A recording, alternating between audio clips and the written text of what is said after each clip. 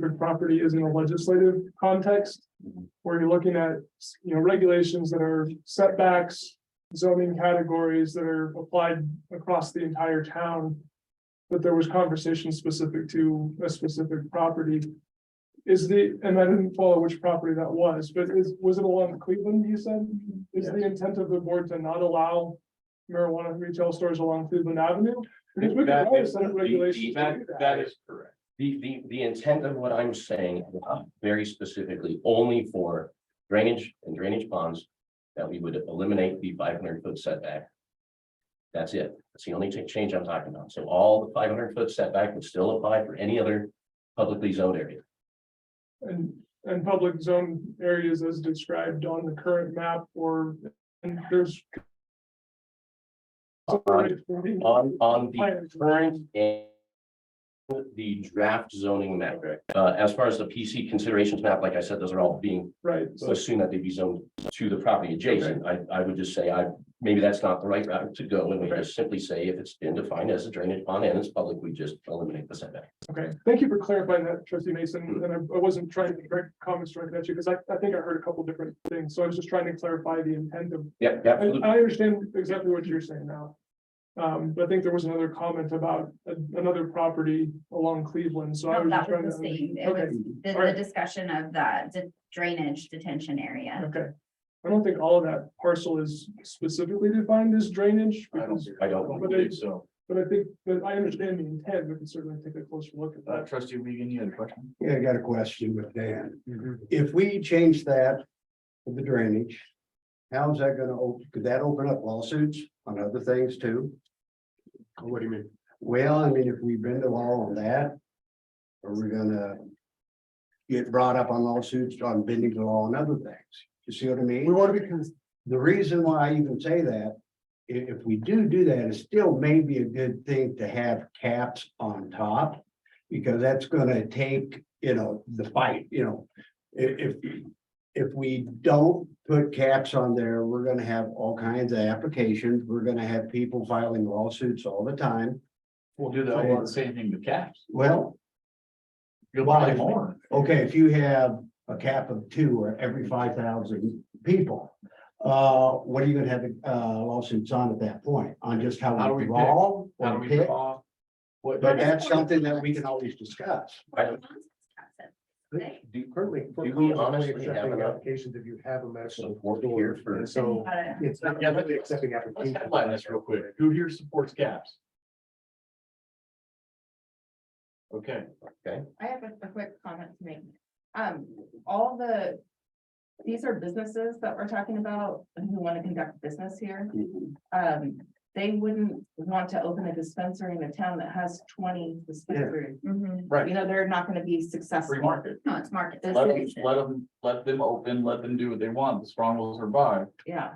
There's. I mean, caps when it We doesn't, stand in the way of that. right. I feel like putting a cap on things is us dictating the market. And I'm not about to lay down a governmental regulation, in my opinion, that's gonna limit business. Yeah, I think, Trustee Mason, you're about to say, do we have enough customers for all this? I don't think we do. For a ton of dispensaries, no. I think, as soon as there's not enough market, we will not have people interested in having dispensaries here, Right. that there is no profits. So I think that solves its own problem. Yet another reason to not add additional restrictions and work. Yeah. It was kind of interesting to hear what that one gentleman said about our market would be University of Wyoming, Cheyenne. And, you're still thinking that's kind of illegal up there in Wyoming, correct? Are we encouraging They send their fireworks. problem? What?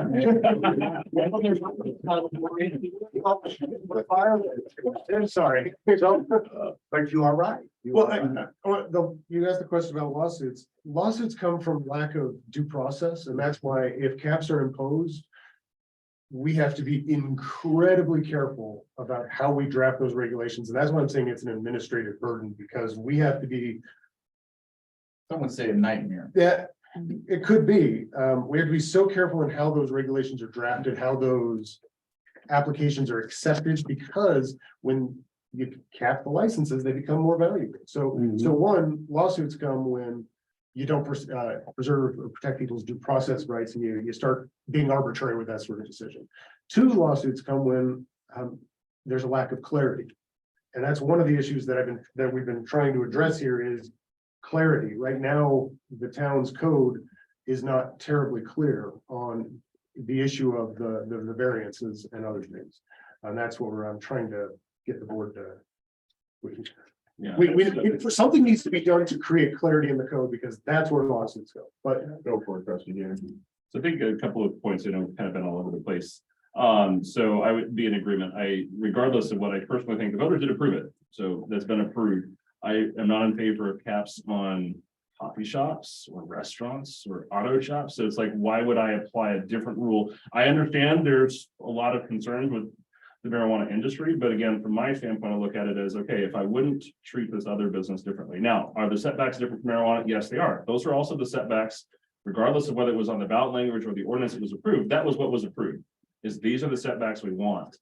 And so from my standpoint, we as a government, it is our job to enforce those setbacks. If we go and build caps, we're now taking a step in government overreach, regardless of whether I think caps are a good idea or not.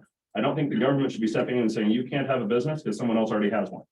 I do not think that that is a good road for the government to go down, period. So that's why I'm not in support of caps. With changing setbacks, I understand that some of them don't make sense, but I agree with Trustee Daly. That's why we have a board of adjustments. We have a variance process. If we're going to adjust and change one setback, why are we not adjusting and changing all of the others? And so from that standpoint, I'm not interested in adjusting any of the setbacks. I mean, yes, we added a new residential zoning, so we're just adding that in there, but I don't want to change anything beyond that to start messing with other setbacks. And I understand it's not the same as other industries. I mean, if we want to go back and look at those industries, that's totally a fine thing. I'm happy to do that, but those industries were put in there. This is what we were given. And from my perspective, this is what we were given, and apply that as it has been set. Like Dan has said, we've got a lot of areas where there's a lot of question marks about what is the process. For every other business in town, if you don't meet this and this, there is a clear process that you can follow to get your business approved. We don't have that for marijuana. They should have that same process that every other business in town has. Now, that doesn't mean you'll always get it, but it means that you have a process that you can go through. And so I think that that's really where we should look at. And I appreciate what has been put together, because I think it does that. It gives a clear definition that if they get a variance like any other business, that variance carries over to the licensing authority. Now, that doesn't guarantee you'll get your application. If you fail something else in the process, you may not get your application, but you're not going to get it denied because of a variance. They're like, oh, well, it wasn't this. So if you got the variance, it now carries over. And I think that that keeps it consistent. So the headline that you like, what was proposed? I like what was proposed. Yes. Yeah. If I can, really quick, just in general, since I'm the one who brought up the caps. I look at this as when I brought up caps, I was trying to find a middle ground to one, decreasing setbacks, but protecting the voters and the generalized idea, and everyone that I have spoke with, even those 4 who voted for it, said they voted for a dispensary. They did not vote for 5 or 6 dispensaries.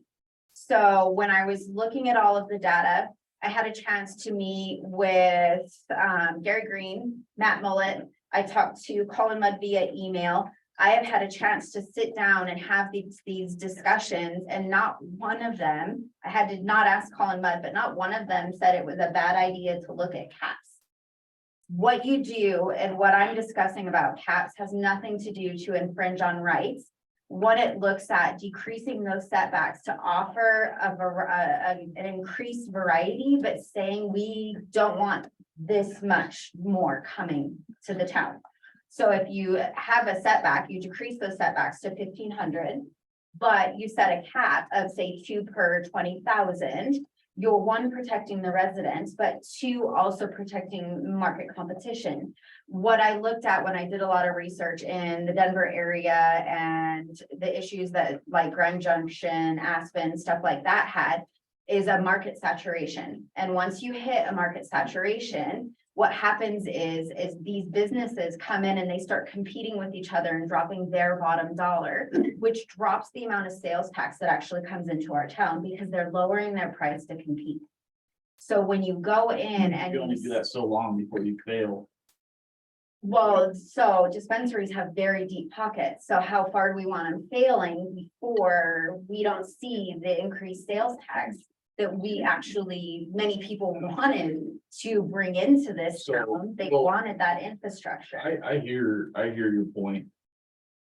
Right back though, I'm gonna say putting a cap doesn't make sense and that argument doesn't make sense at where the town sits right now. Because no more than if we were to change the setback, no more than one other would be able to open. So what's the point of the cap? Because two people competing is not gonna reduce sales tax dollars that we're receiving. It gives them good competition. I just am not for regulating businesses with caps, any business. Denver saw a 44% decrease in their sales in 2020. Everybody saw a decrease in sales just because it's all over the nation now. Caps is not a way to solve that. I don't think government overreach is the way to do that. That's my personal opinion. I'm against caps. And Cody and I have, I know Cody would like to say a few words here, I think on some other potential options on creating clarity. I mean, if the goal is clarity, potentially limiting the number of establishments, limiting where they're located, there is the process that's been presented with the Board of Adjustments requires a hearing through the Board of Adjustments. Caps requires a significant administrative burden. There is through intentional decision making, if the board would kind of give goals on what are the numbers, what are the areas, what is the goal of the board? I think we could potentially come up with ordinances that meet all of these things, Right. meet the intent of this, but create the clarity that we need without saturating the market with 100 dispensaries. I think if we could open this up, I think Cody's got Yeah. some. And I think, you know, I'm hearing that there's a desire to, you know, the term caps is being used, limit the number of permits. Maybe it's from a market competitive standpoint. I don't understand the economics of that. That's not the hat that I wear. But also I heard, you know, I'll use my own term, you know, limiting proliferation. We don't need to have 20 dispensaries in town. Setbacks have been used traditionally across the country in zoning rules for decades to limit the number of locations where certain particular uses are used. I've written codes in other jurisdictions in the past where we were seeing proliferation of payday loan businesses, pawn shops, et cetera, and they were just, it was door to door to door. We wrote a code that said they had to have separation between them. We already have that in our code, in the marijuana code today, 500 feet from any licensed premise. That setback could be increased to limit proliferation of those types of uses in the town, and other setbacks could be decreased to allow flexibility in the areas where it's desired. So probably from a legislative rulemaking standpoint, if the board's intent is to allow some more business flexibility for other locations where use is allowed by right, allow that some additional, but still protect the intent of preserving parks and public spaces, playgrounds and schools, et cetera. I think the board's, your options probably need to be some combination of all the things that you're talking about to really reach that point.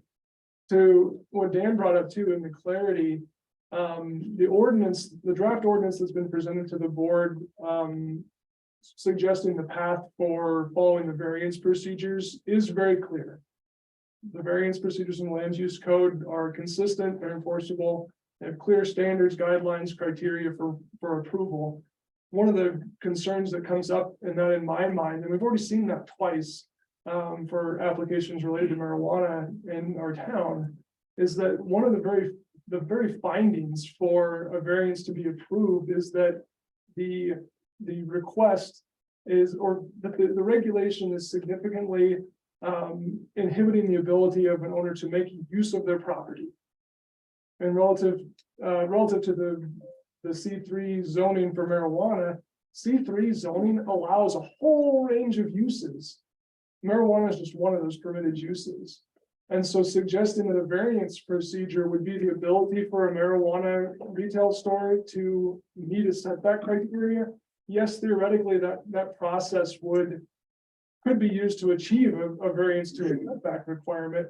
But for the staff to recommend it and for the Board of Adjustments to approve it, you have to pass that test of, has the regulation removed all viable use of the property? And almost every scenario, the answer is gonna be no.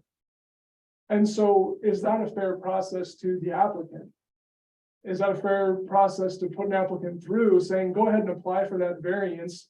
You may get support for it, but the test says you have to prove that all use of the property is diminished because of this regulation. I don't know how staff could recommend that, which puts the town in a position where every single variance for a marijuana use is likely to go to court to challenge that decision. It could, and I would say that I want to explain why that ordinance is in front of you, and that's because prior to proposing that ordinance, the clear message from the board was setbacks or any changes to that ordinance were off the table completely. Yep. And so the goal was to provide clarity within those rules. If there were no changes possible to anything in the ordinance regarding setbacks, well, then we had to create clarity somewhere. I'm hearing from almost every member of the board some discussion of changes now. So if there is a possibility of a change to setbacks, whether it's public, whether it's changing to 1500, whatever it is, we can craft an ordinance that creates clarity, creates fairness, protects due process rights, and would limit the proliferation of these uses. If that's, I guess, on the table, but what we need from the board is, or the reason we haven't proposed that is we're still not clear what the goals are here.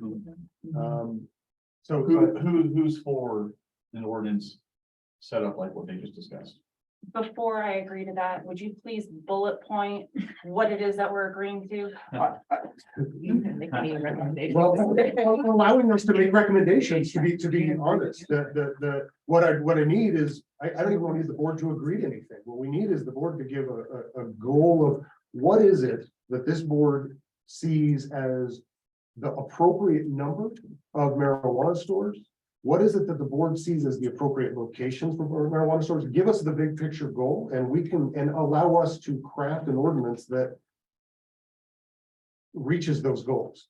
We have crafted the ordinances that are in front of you today and have been under the goal is not to change setbacks. If the board's goal is 100% not to change setbacks, then that's what was presented. Was okay, no setbacks are being changed. Well, then let's create clarity within this process.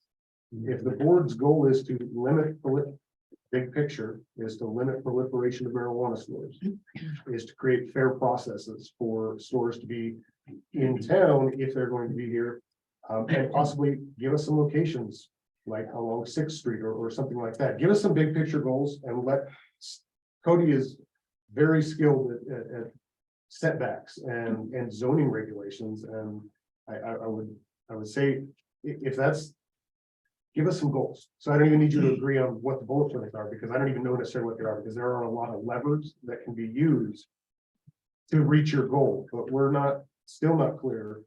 And we weren't clear, I guess that's been the problem here. We've still not been clear on what the board's goals on this are. No, I straight up sent you an email on that second bullet point and you asked me, I said setbacks. I said, honestly, the board said we weren't touching them. I would lose that vote. So I didn't ask a lot of questions about setbacks because it felt like that would have been an automatic, wouldn't have worked for anything. I have goals. My goal is that we streamline the process so we can open dispensaries as quickly as possible and start reaping benefits of additional sales tax. And so part of that process of streamlining that, I think would make the potential of more available properties. So if that is achieved through, I can imagine some kind of very magical calculation of understanding exactly what the setbacks might need to be. I'm in favor of that, just to make sure that we can offer competition and time to businesses opening as quickly as possible. I agree with the C3 items, so for zoning reasons, I think C3 in itself defines areas that are compatible with dispensaries. So within those limitations, saying C3, work with the setbacks to make sure we can have competition. And then that way, therefore, streamline the process to get stores open. Those are my goals. I'd say one of my bullet points is at this time, until we know how that's gonna go, I would like to suggest figuring out how we set like 2 per 20,000. And I know you might have to do that in setbacks or whichever way you look at that, but I do not want to see an influx of dispensaries. And what you said, Grand Junction had 47 applications. For 10 slots. So I would like to look at how we do that, if that is possible, with working with setbacks and stuff like that, but I would like to see that cap at 2 per 20,000. Can I ask a point of clarification? So I heard you loud and clear that maybe there was a consideration for using setbacks to limit the number. But then I also hear 2 per 20. A couple of times you said that. So those are two really different approaches to how to limit proliferation of a use. So the guidance is inconsistent and set a cap, but use setbacks to limit the number. I'm not sure which one we would be pursuing, but. Are you saying that, I guess, in thinking of, if you can provide us with your goals, the big picture, that I would say the goal is not cap at 2 per 20,000, but the goal is perhaps 2 dispensaries is an appropriate. So is that what you're saying? Is that for the size of Wellington today, 2 dispensaries feels like a reasonable number for our community? Okay, Yes. okay, I understand. So if we can, Yeah, okay. That helps. that's big picture as opposed to setting a number. And remember, what are your goals? My goal is to create a process where marijuana applicants do not have to go to the planning director for annexation and zoning changes to open the store.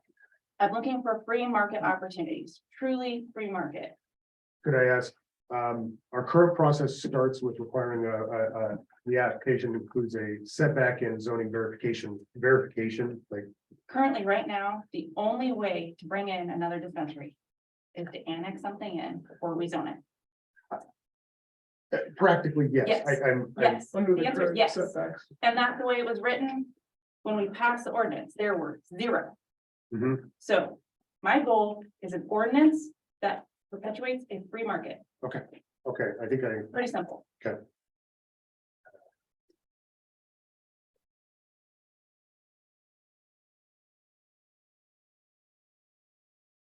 I'm always open for questions or clarification. I'm more thinking of how to Yeah. implement that in ordinance rather than a clarification, but I will. I would say a clarification just because I'm trying to make sure I can kind of get dialed in. The town already has procedures that allow annexation and zoning of new properties into town. That's still a viable option as those processes are currently written. Was your suggestion to say that that shouldn't be the only process? Yes, But that process in and of itself is still a viable option. yes. Okay, thank you. That makes perfect sense. Trustee Mason? Yeah, I mean, I think my goal here really was to. Well, obviously, limit the number of dispensaries. We're not trying to have 5, we're not trying to have 60 such things. I think it is my goal to, we have a property owner that is trying to do this, and I just. I don't know that the detention pond So setback makes sense. your goal is setback on detention ponds. Potentially changing, potentially modifying that. While allowing competition. Is that the headline? It wouldn't, again, I don't think what I proposed earlier, it doesn't change anything in regard to the number of properties that are open. What it does allow for is, it just seems to me that having a building 500 feet away from a detention pond seems silly. Especially for this particular regard. So I think it would be very easy for us to say, well, we just aren't changing any of the rest of the setbacks. The detention pond one kind of makes sense. We'd make a modification there, but it would still keep us at 2 dispensaries. And I like that. I like that. Could we say, I'm throwing put words in your mouth, I just want to, I'm trying to get big picture goals and minimal changes. To the Minimum exist- changes. minimal And- changes to the and exist- the reason for that is, the voters did vote for these, and I understand that we have the right to discuss changing them, but it would be my intent to change as little as possible. Minimal changes to setbacks, however. Changes could be appropriate. To make sure that they make sense to the use being blocked, and so in this case, like P public, you're saying that is appropriate, but not certain things that are within P public. So Right. certain uses within P With- public, with- specifically drainage ponds. But minimal changes, but Correct. making sure that.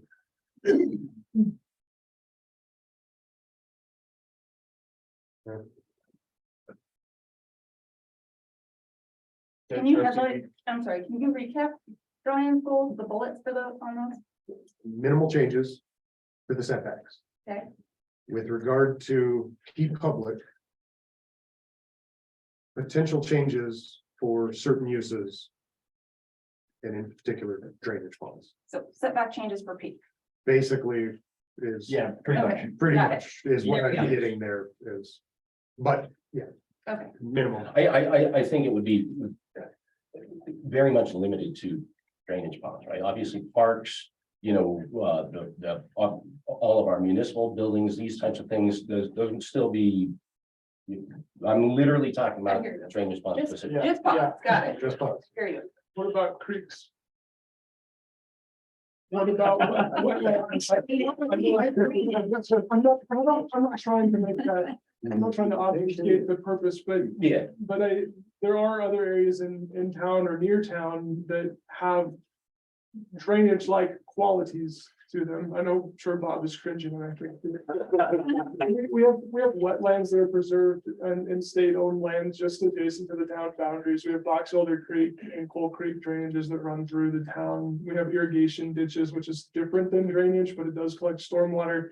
Just if there's any kind of clarity you can provide. Man-made I drainage. think I would say yes, yes, man-made drainage, yes. I mean, so do they provide a hydrology report that shows the boundary of where the detention pond could potentially go, and then you set Well, the setback from there? again, the intention would be to, Or do you just like put a pin in where the middle of the detention pond is, and then there's the setback? well, so like I mentioned, the land use code already has setbacks for all properties that but is are. it- 25 Well, you know what we do? So effectively, Let them come up with some recommendations. Okay. Your goal.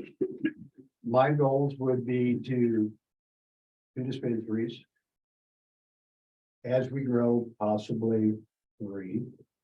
I would like to revisit this in a couple years. See how it affects our town, see how it affects crime, see how it affects homelessness. Just all the other things that we could have happening, see how much we're collecting on taxes. See if it's gonna be worthwhile to say, hey, we need 20 or 30 of them here. See how it affects our school.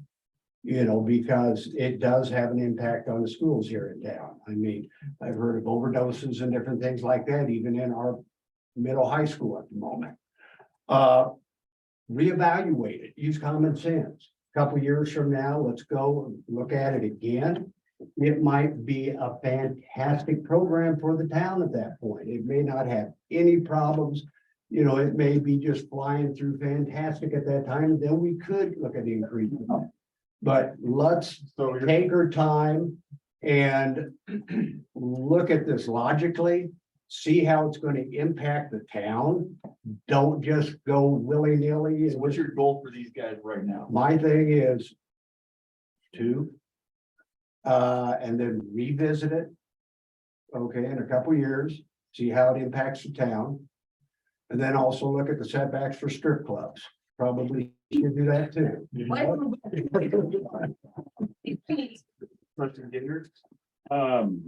My goal, or that, I don't think, I understand the ordinance, and yes, we are allowed to adjust ordinances. I think the voters, regardless of where people stand on that, they approved a set of rules. I am in favor only of making sure that marijuana businesses have the same ability to follow processes that any other businesses. I have no interest in changing setbacks. I have no interest in, other than just clarifying the process. The only thing that I would be in favor of is possibly looking at, if we can, with the Board of Adjustments, is there something we can tweak that makes it a little lower of a bar that they have to hit, understanding it's that one use that is more limited versus other uses. If there's a way to maybe tweak that to make that not go away, but not as high of a bar they have to hit, I would be open to looking at that so that the Board of Adjustments process can work for them. But other than that, that's it. I wouldn't be supportive of changing P setbacks, any other setbacks, caps. Again, the voters gave us a set of rules they were comfortable with, and I understand we have the ability to change those. And if this board chooses to change this, board chooses to change this, I, for one, am not in favor of that. So. I myself. Keep it at 2. Address setbacks, be public. Got it. With all that said, all the other existing changes that we put in there regarding new residential, those I think, of course, I think will obviously need to still be in there. Yeah. I agree that keeping consistency with I what's just want to there. make sure we're Yes, providing the overall goals. Yeah, and just for clarity's sake, those were the adding the R3, which isn't currently in the marijuana ordinance because that zone district didn't exist. Right. And the other part was the public hearing process for the licensing authority to consider neighborhood. But keep those as were presented in the original draft ordinance. Those are more restrictive. Those weren't approved by the voters, you guys, and those are more restrictive for businesses.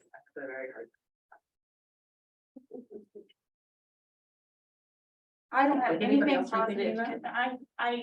I don't know what to say. Is anybody else rethinking the public hearing portion? we allow public hearing on every other thing in our town. And it does not require them. That is, all it does, it says they can consider it. The public can say, we really don't want this, and the licensing authority can still say, the other factors make me say yes. It simply allows them to actually have, otherwise we have public meetings with public can comment, and we promptly turn around and say, we don't care. Liquor license authority, you have the ability to come and share public comment. It doesn't mean they have to listen to you. It means that they are able to actually consider what you said. So let's think about the liquor licensing process to do that portion. It involves essentially every applicant to solicit all their neighbors to either ask for in favor or not in favor, within a certain radius, right, of their property. So one, it adds additional restrictions that the voters didn't vote for. Two, it adds additional steps for each of these businesses to have to complete in order to pursue their business, which makes it harder. So those two things right there are kind of against my specific goals. Because I don't want to make it more restrictive, I don't want to make it harder, and I don't want to add additional restrictions. So those kind of go against my goal. I understand why it's consistent with liquor licensing, but it wasn't included with what the voters asked for. So I do want to put that out there. See, and I'm for the 1, 2, and 3. I like the fact that we can take public comment into account on these items. And like you said, the licensing authority doesn't have to use that as total weight bearing, but it still gives the public an opportunity to come and speak, but it gives the businesses an opportunity to engage with those that come and speak, to say, I'd love to hear about your concerns. Let's talk about this. How can I help you feel more at ease? But it increases the engagement of that business and the community. Because I mean, you look at it, before I was a trustee, I didn't want a marijuana shop here.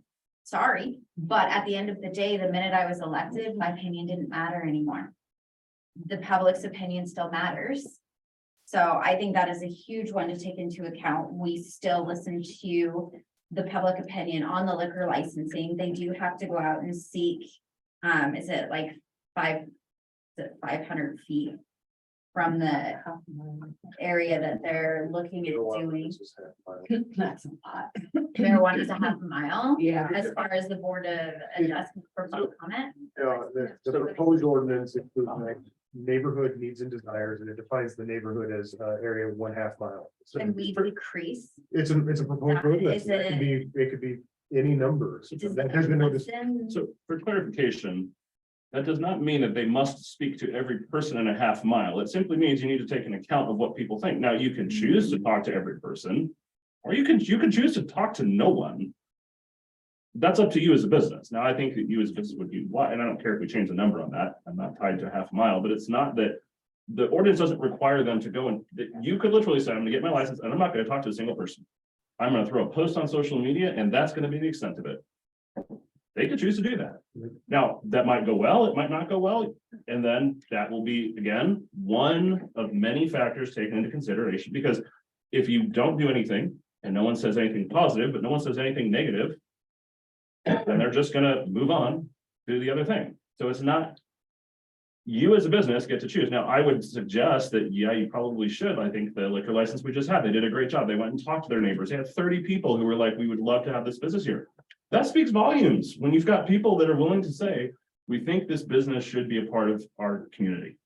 Now, if you choose not to do that, okay, but I think that we should, instead of trying to have less engagement with our residents, I think we should give them the opportunity to have say in what's going on in their community. You don't get final say, but you have your opportunity for your voice to actually be heard. Do we have to notify people within that radius for licensing? Is there an opportunity that we can agree as part of one of our goals is to look at decreasing that half mile requirement to the neighborhood surrounding?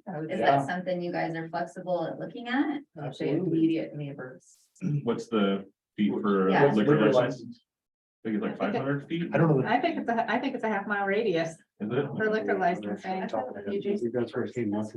I think, well, and it's dependent on, I mean, you can, I mean, I like, think the fact of the liquor- matter is, it's just liquor like license fluff, is half right? mile. Because you don't even have to do it. Exactly. So we're Nothing. getting ourselves into the weeds on this one, and we can readdress that later. Well, and that's a great point, Kaylor, because when we talk about liquor licensing, we don't have additional fluff for bringing liquor stores or bars or whatever to town. But for marijuana licensing, we are saying, regardless of what the state has set for standard setbacks and rules, we want something above and beyond and more restrictive.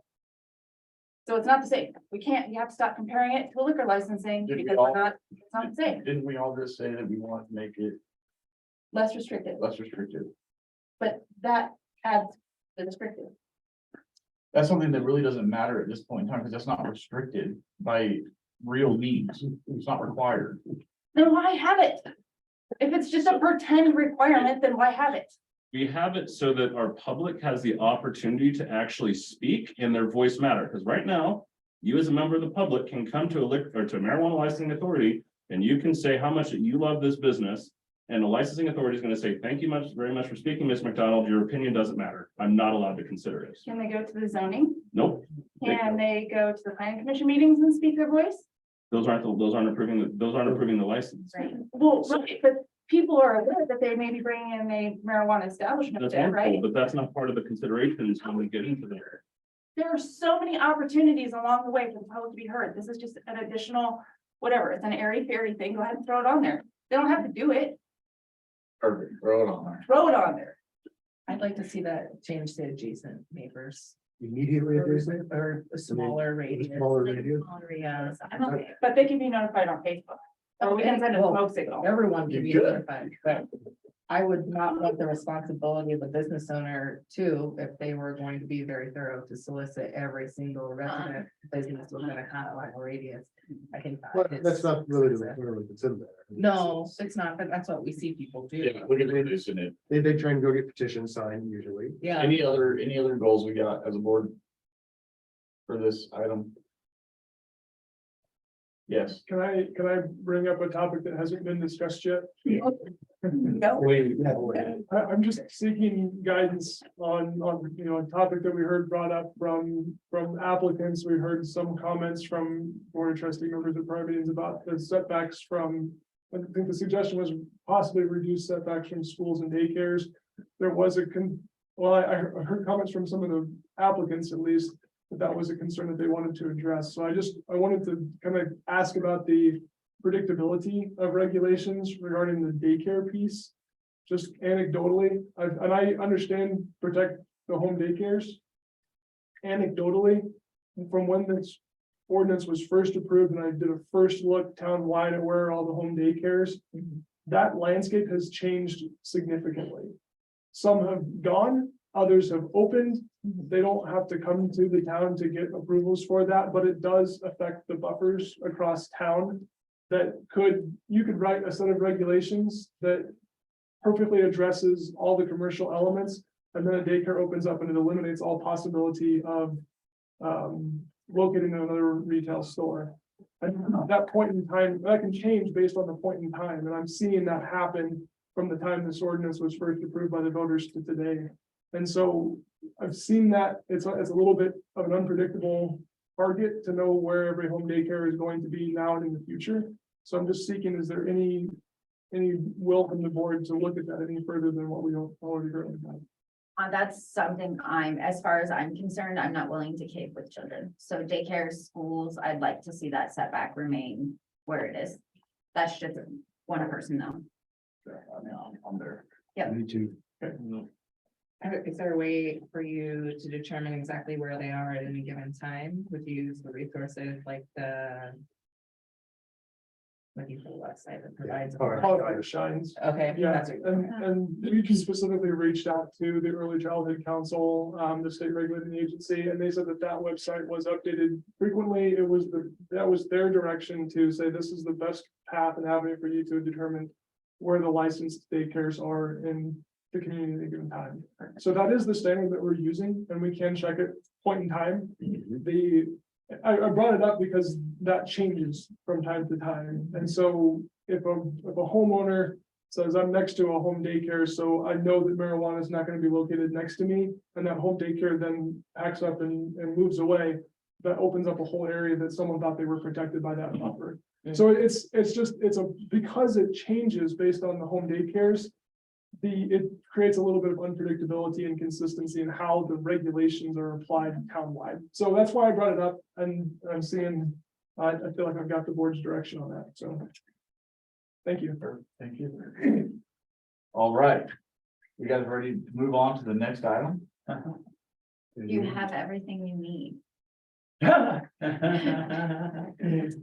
There's a lot of them.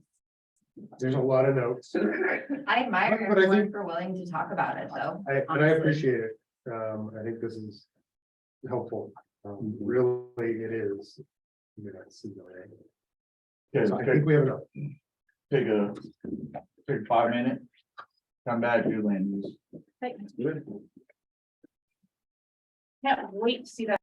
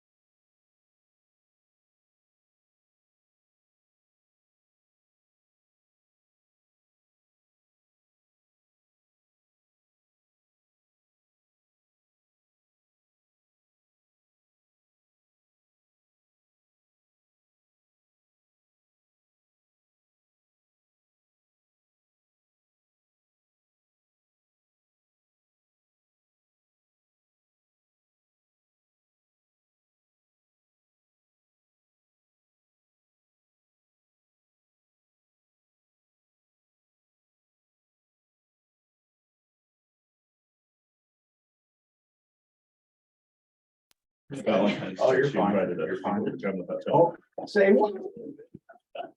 Well, we're starting. You'll have to get the story another time. Oh, Next up for discussion is gonna be land use fees. Ms. Bird, are you handling that? I sure will. I'm gonna pass around, this to you. This is in your packet, but I thought it might be nicer to give you a larger version. We can make some notes on it if you'd like. So this work session topic is on land use application fees. The reason we're bringing this up, the town, in October, November timeframe, brought forward a list of all the town's existing fees for application, fees and charges for various types of applications, engineering review, cemetery plots, all the fees that the town charges. And it was put into a table of information, so this is what we currently charge, and there were a couple of application fees and various fee types that were recommended for changes. Hadn't been looked at for a number of years, were in need of an update, more consistent, clarify. And many of those changes were made at that time because those fees were adopted by resolution. And the fee resolution adopted in November, just updated those fees to what the board recommended those were appropriate fees. In that process, I presented the current application fees for land use applications. And I had proposed to change some of these because they haven't been updated in a while. They're not recovering costs that the town incurs to process those types of applications. But ultimately, because in 2019, when those were last updated, the land use fees were adopted by an ordinance. And you can't use a resolution to modify an ordinance. And so we couldn't do it all in one effort to update the land use fees with the same resolution as the other fees. So what I'm bringing back to you is information regarding the land use application fees and the recommendations I proposed in October. But I'm giving you more information tonight to explain the why for those applications. So that's the general context.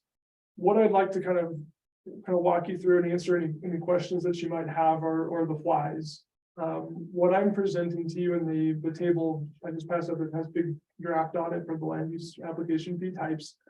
Are the gray column is existing fees and the yellow column is proposed fees. I'm recommending increases to these application types because of the cost that the town incurs in processing those types of applications. I'm looking at this from a cost recovery standpoint. The town has fixed costs in the form of, we have a public hearing item, we have to publish a public hearing. We have to send notifications to owners within 500 feet of the property that's applying. We have to post a sign on site, sometimes 2 signs, depends on the scale of the property. We have those fixed costs in printing, postage, signs, advertising, that's consistent for every public hearing. We also have staff costs in the time it takes to administer those, conduct the review, prepare the notices, prepare the mailings, send the mailings, post the signs on the property.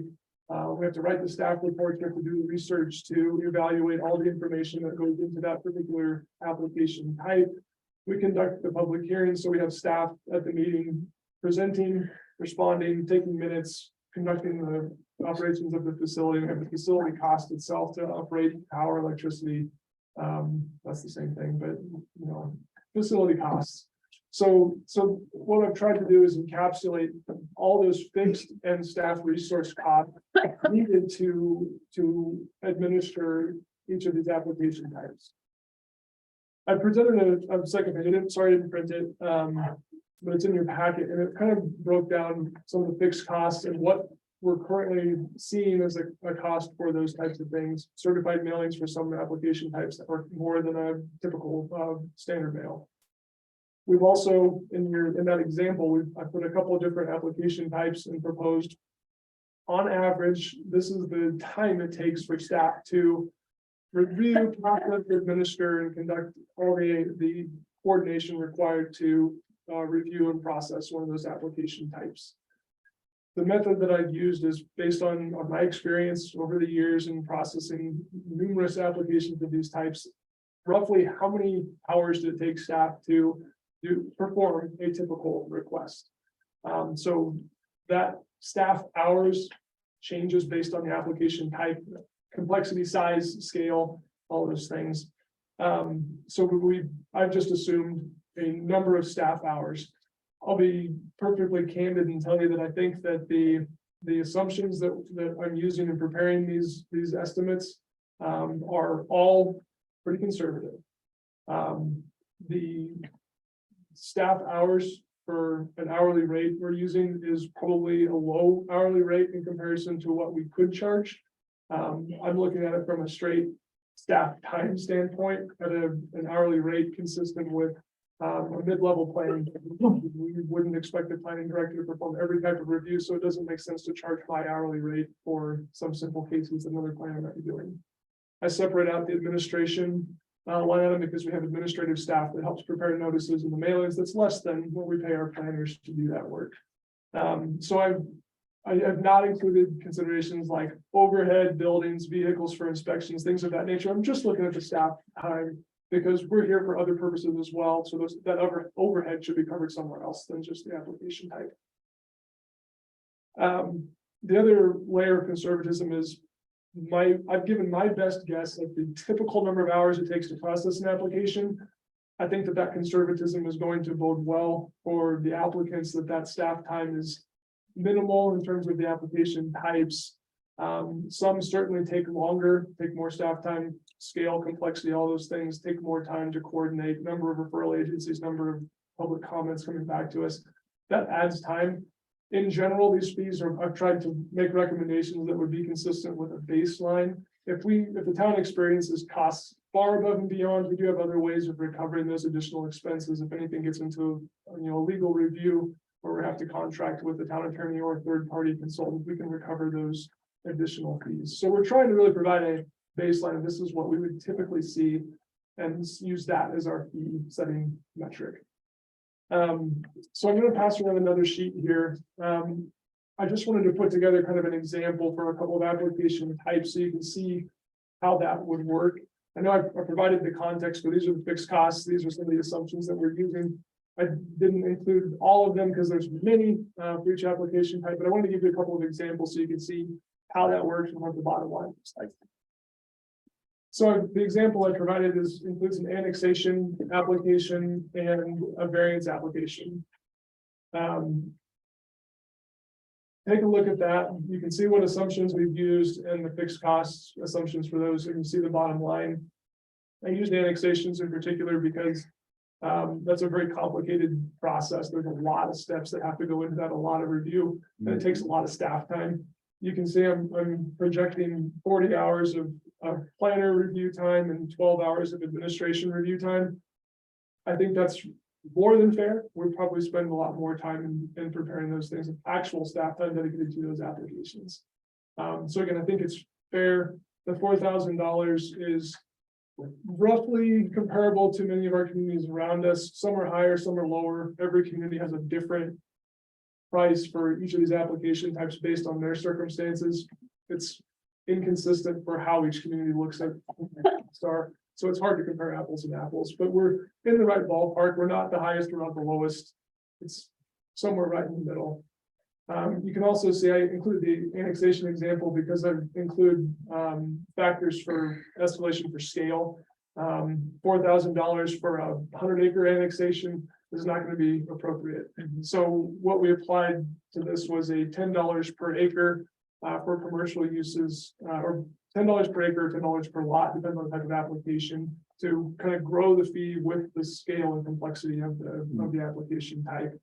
I also included offsite considerations and annexation because sometimes an annexation has road impacts far beyond the property specifically.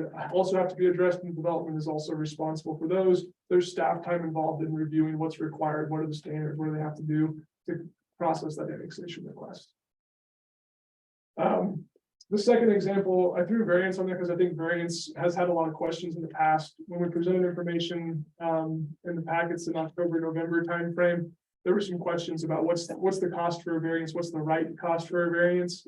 I had recommended the current fee is $250. I had recommended increasing it to $1,000. $1,000 recommendation was based on this set of calculations. These are the fixed costs and staff assumptions for our time to process that application. What I heard from the board at that time was gosh, is that really appropriate if a resident is just looking for a variance to a setback for a detached shed? $1,000 might be equal or close to the cost of the shed. Is that really fair? It doesn't really change the amount of staff time required to process the application. We still have to go through all the notifications, preparing the reports, all the due diligence, the research, everything is fairly consistent, even though that on its face, it might be simple and say, we understand what you want and we want to support that. We still have to go through the steps. What I've proposed in your draft table of proposed fees is a different way of looking at that scenario for variances. What I recommended was, we heard that there's a desire to keep those costs, comparable and competitive for a resident to seek those types of applications. What I proposed was, let's look at reducing it for residential zone districts. Those types of residential zoning or variances is typically a setback. Most commonly is a setback. Pretty consistent pattern there. There's relatively little risk in what types of applications are coming to us, and we can process those for those residents. I think at a fair price of $500 to cover most or some of the town costs for processing. That'd be fair to the complexity or scale of those requests. For other commercial zoning like C1 community commercial, C2 downtown, and light industrial, pattern of development is relatively consistent.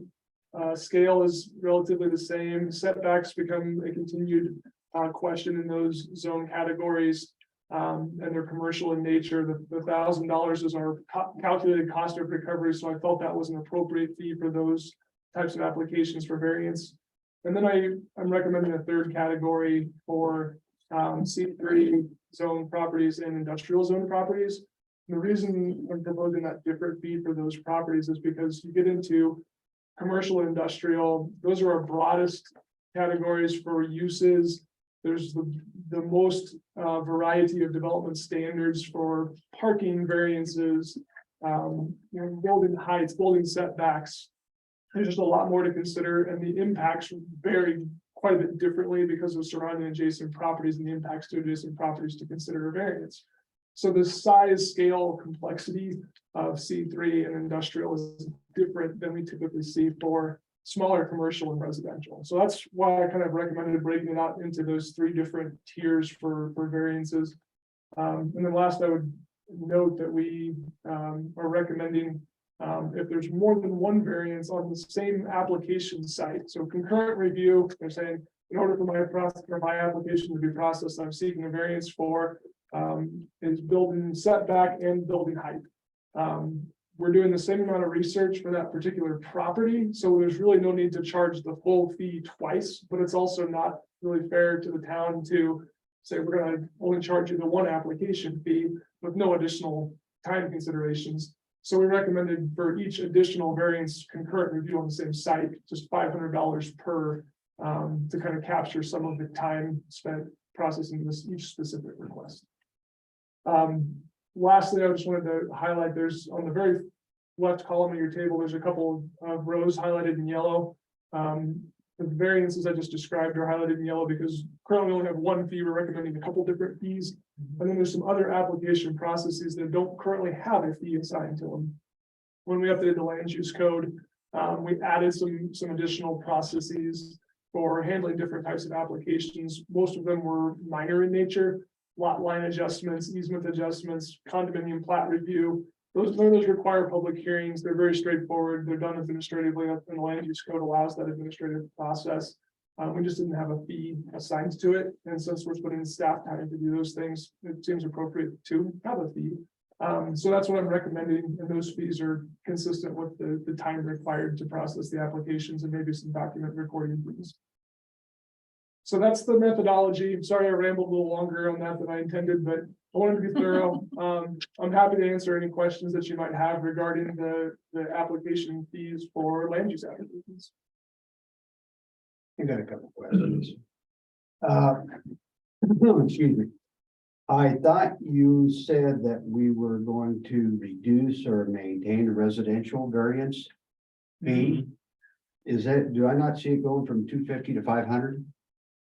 on that? The reduction is, so if you look at that, what we're doing is, we're saying currently the actual cost on a residential variance is $1,000. Right, So where the reductions at. but it is going even up though from we're current- still, we're only charging 250 right at the moment.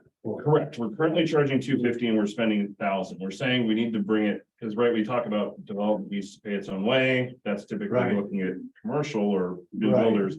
But we're also saying, hey, on residential, let's try to recoup a bit more of that. So we're gonna say, let's move that to 5. We're not gonna charge them the whole 1,000, because we understand typically Okay. probably on something small that it's kind of like, okay, my fee is more than the entire project. So, but at the same time, we are still expending that time. So we're just Okay. saying a middle ground is go to 500. So it is up from the 250, but it's Right. not going up to the full 1,000. Okay, I just misunderstood. Initially, there was a claim saying it was $1,000, but that wasn't true. It is at this time. That's kind of what I thought, and then I looked down here at 250. Last question. What is tree preservation standard? I asked this question. Yes, you did. Thank you. I forgot that was on there. So, and I'll try and be brief. I'm not great at that. No, you're not. That's okay. When the town updated the land use code, actually it started with their comprehensive plan conversations and then the land use code updates as well. One of the comments that we heard consistently was, especially from residents in the old town areas, said, man, we keep losing our tree canopy. Every time something changes, whether it's a development request or a sidewalk replacement, whatever, the old mature trees get removed and they're not getting replaced, or they're getting replaced with the little sticks that take to mature. And so we tried to take that comment that we were hearing to heart and said, well, what can we do to address that? And so in the land use code, there's a whole table and a paragraph in the landscape section that refers to if a development proposal for redevelopment of an existing site requires removal of trees to satisfy their development needs, that they have to replace those street trees for a 1-for-1 basis. If there's a reason that they can't replace them 1-for-1, like there's site constraints, we have to have a driveway that wasn't there before, we can't plant the tree in the middle of the driveway, so we can't replace that tree. This allows a fee in lieu. I can't meet the street tree requirements, then you pay a fee, the town collects that fee and holds it until we have a project that we can put together and use that fee to replant a tree elsewhere in town where street trees are needed. So it provides a funding mechanism for the town to proactively replace trees in our established neighborhoods where trees get removed. And the fee is $500. I think that's a very fair fee for tree replacement. Very fair. That's like the cost of a tree, and then you're gonna go dig a hole and plant it. Right, and that was kind of the basis for how we assigned that cost, was we're not requiring them to do it, we're paying, they're required to provide a fee of, we said $500 will buy the tree. If we get some revenues in this funding source, then we'll put together a project where we identify maybe 20 trees, and we've got funding for it, we'll hire a contractor to go and do that. It doesn't make sense to replace trees on a 1-for-1 basis because of the cost of mobilization. We can get a better pricing if we do it as a bunch. So that's what we recommended. We can always change it in the future. Tree costs go up, but we wanted to start with a fair baseline based on where we're at today. Thank Make you. a tree farm in one of our public. Let's be Tree City USA. The only thing with that, and I think that that's a good idea, I just want to make sure that there's two pieces that we need to stay on top of. Number one, making sure that there's no possible way for them to replant the tree.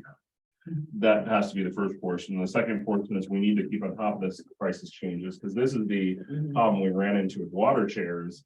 Is we got to a point where we were allowing people to pay us cash in lieu for, I mean, it's not trees, but it's water, where they could pay us half the price of what they would have to pay for their share of water. And it's like, well, of course, I'm just gonna hand you the money. So I just want to make sure that we're keeping on top of that, that it's like, and only when they absolutely cannot replace the tree, and then at the same time and when we see those costs going up, whether that's you or it's billing Parks and Recs, or I don't know who tracks tree increases, but that comes back to us to say, hey, we need to keep this updated so that we don't wind up collecting half the cost of a tree. Yeah, So I agree entirely. We started with this $500 as a non-zero number, so it's Yep, better than yep. where we're at today. And the fee resolution should be reviewed and updated annually. Perfect. So there would be opportunities baked in to make sure we keep that Yep. right. ballpark. One of my favorite parts about with the tree preservation is that when people were essentially saying what they characterize like a downtown as. The street trees were like a primary Mhm. visual of what it means to be in a downtown, the character of it, so. I really love that we have that. in there. Anybody else? So I will stress again, my concerns. We went and I actually spent an hour, probably more than that, going over these items with Cody and Patty. And that I understand since we had one minor adjustment, but we haven't had adjustments since, correct me if I'm wrong, Cody, 2012 is when the last time that we actually looked at these fee bases was. The existing land use application fees were adopted in 2019. Got it. Prior to that, it had been 2011 or before. So Got it. we took a first step in 2019 to get them closer to where they should be, and then we've done further, more detailed analysis to put together what we think is appropriate for today.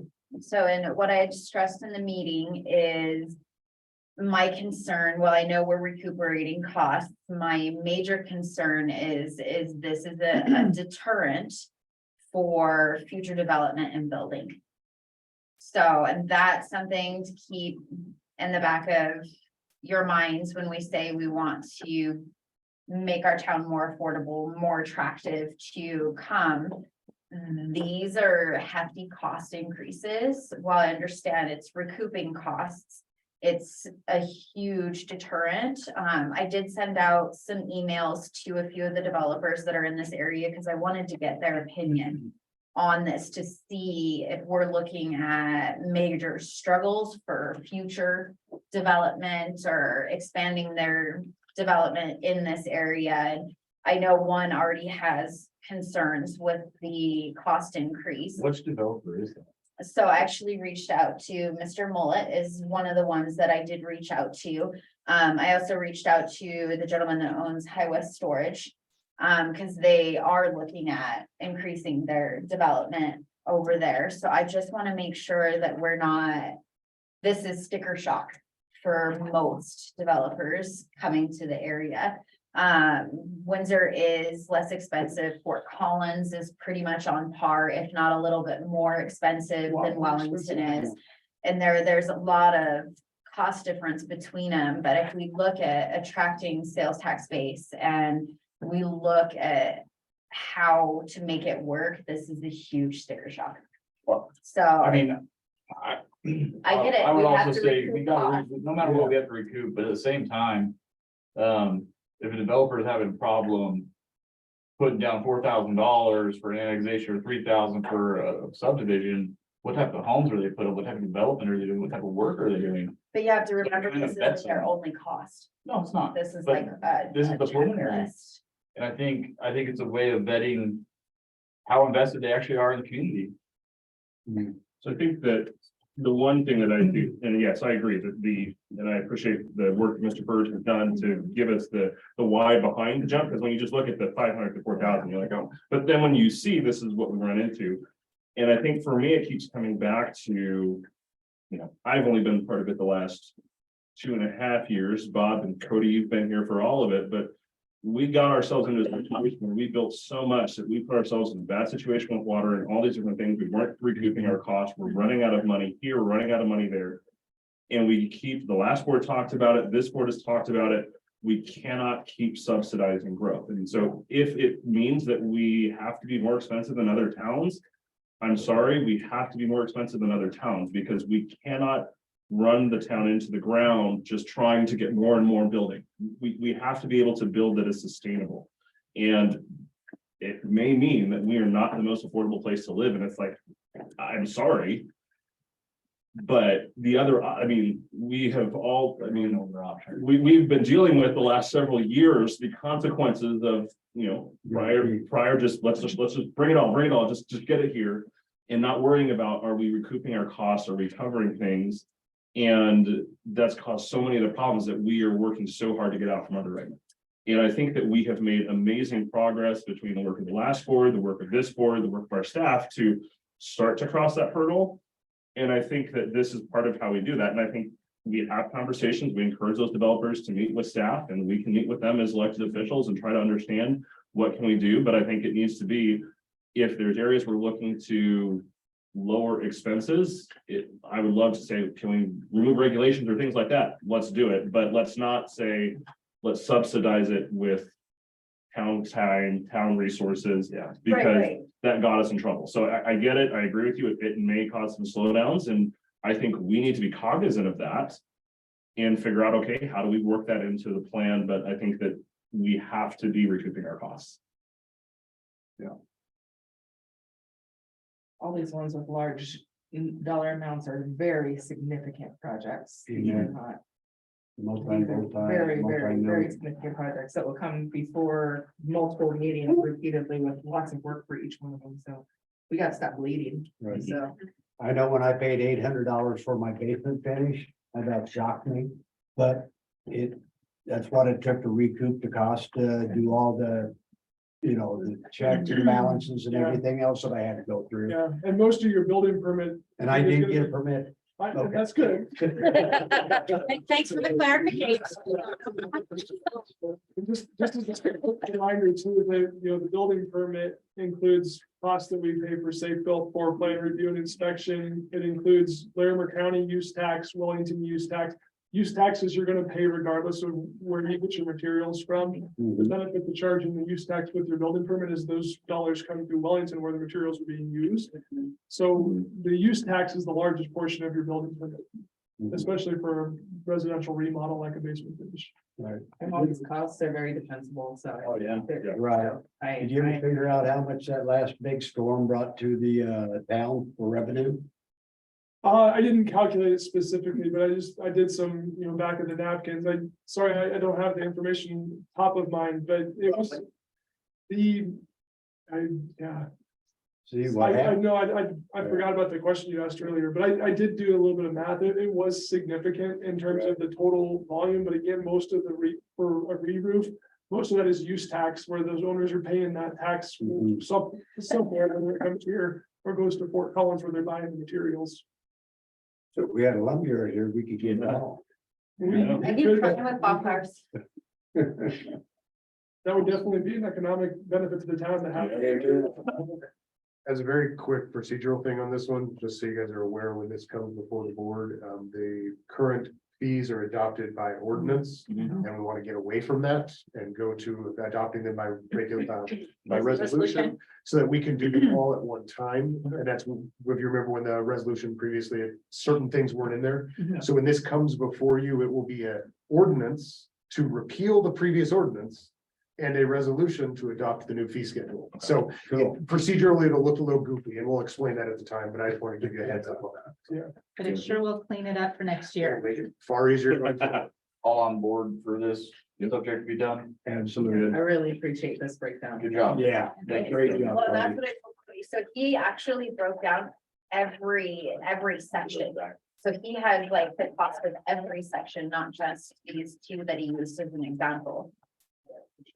All right, next, goals. Hi. So I apologize ahead of time. My allergies have kicked in. I've been coughing like a mad dog. I'm sucking on cough drops like nobody's business. So it gets worse as I talk. So Bear with you. I'm hoping everything will be good. So this has been a great process for staff and for the trustees, I think. Going through the strategic plan, coming up with that, and then hearing from the trustees what their goals are potentially related to the various pillars in the strategic plan. So if you want to look at the first, the strategic plan itself, during the first meeting, if you remember, there was some discussion about making some changes or adding some items to the strategic plan.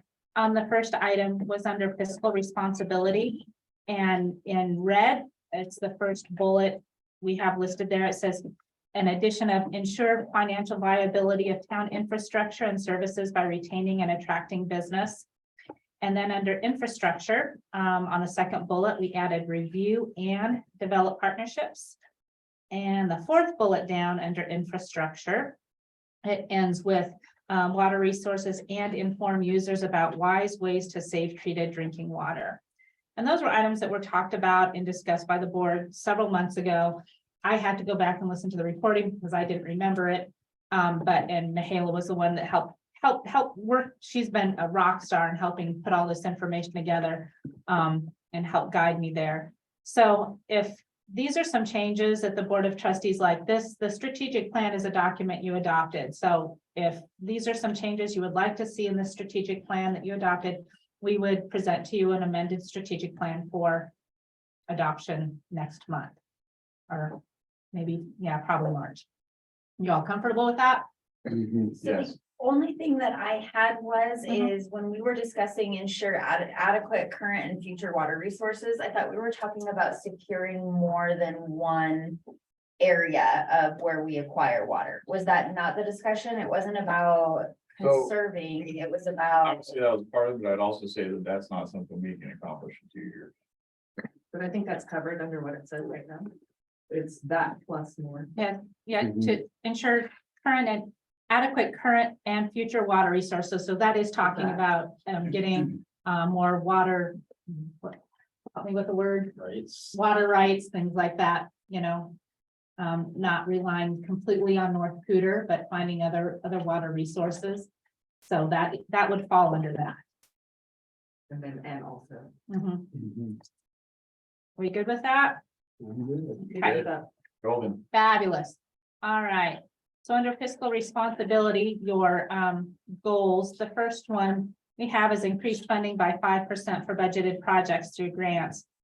And we didn't really talk about all these various goals. I know you all looked at the charts that Mahela created.